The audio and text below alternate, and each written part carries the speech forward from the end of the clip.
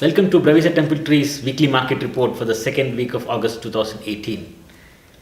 Sensex and Nifty continued their upward journey, reaching for new highs, supported by public sector bank stocks on expectation that they will have very good results announced for the Q1 2018-19. There was very high expectation on SBI, for which the results was announced on Friday, that though there will be negative results, the guidance will be very strong.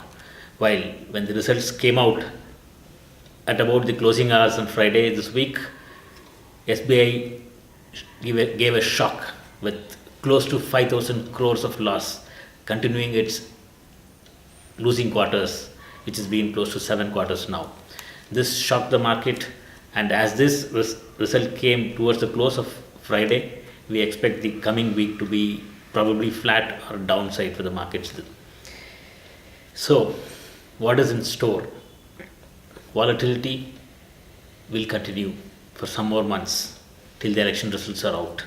In fact, it will be very high ups and down swings in the next few months, and this is a phase where the whole fund houses, all the mutual funds will have their portfolio set, be ready or get ready for the pre-election and post-election rally that is going to happen. So it is not a period which we can miss out in the market, and because these lows or whatever lows that is going to get formed in this next 6 or 8 months time will not be available next year. For long-term investors, this volatility should not be a concern, because over a period that will get evened out and growth will set in. In the long run, their portfolios will be making very big gains. For SIP investors, this is actually a very big advantage phase, because they will be getting more number of units allotted when markets are going down.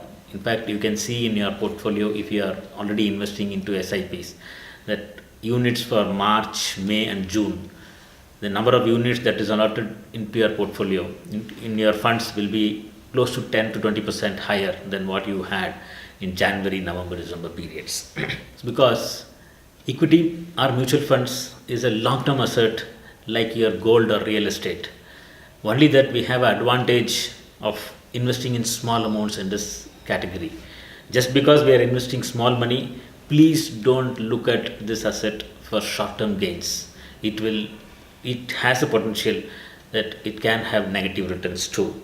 Whereas for long term, if suppose you are selecting a good fund and leave the money to grow there, you will for sure have very big gains, and the returns will be far higher than real estate or gold investments. When we talk about SIPs and long-term investment, I would like to talk about a mutual fund scheme which has become a concern today because of its underperformance. The scheme is Reliance Tax Saver Fund. This fund was a top performer until 6 months back. Even now, its 5-year returns is at 23.7%, the highest top 5 returns. Just because of some of the stocks that is there in this portfolio which has not been doing well, the fund has actually gone to the lowest state in the past 2 months.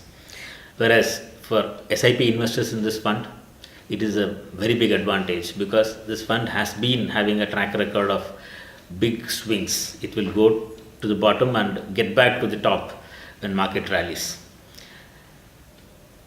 For SIP investors in Reliance Tax Saver Fund, they would have got about 30% more units allotted in their investments, same investments. I suppose somebody had 100 units allotted for their investment in November or December. In April, March, May and June, they would have got 130 units.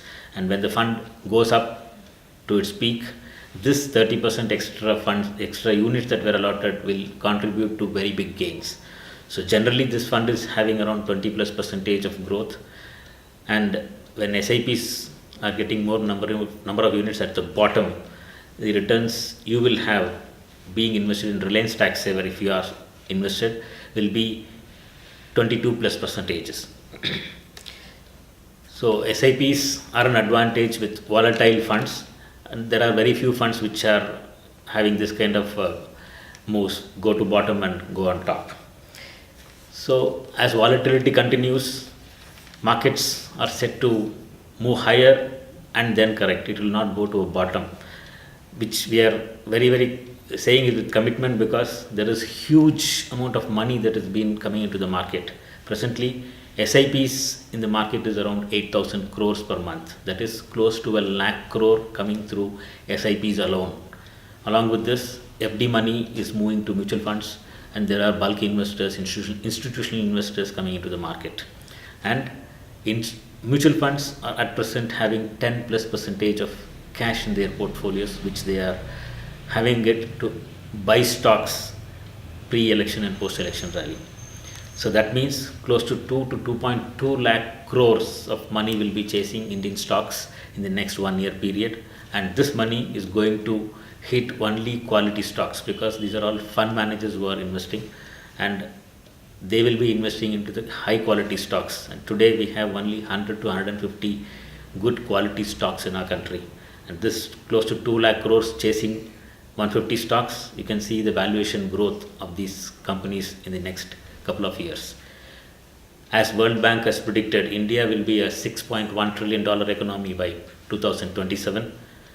Today we are at $2.35 trillion. That is more than 150% growth in the next 9 years.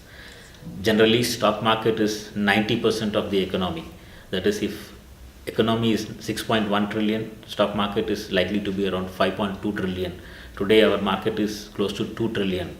That means just put money into Sensex, your money will be up 150% in the next 9 years. If it's actively managed, it is for sure to cross 300%. So this is a very big opportunity of growth that our country is providing. Be invested and reap rich rewards. Thank you.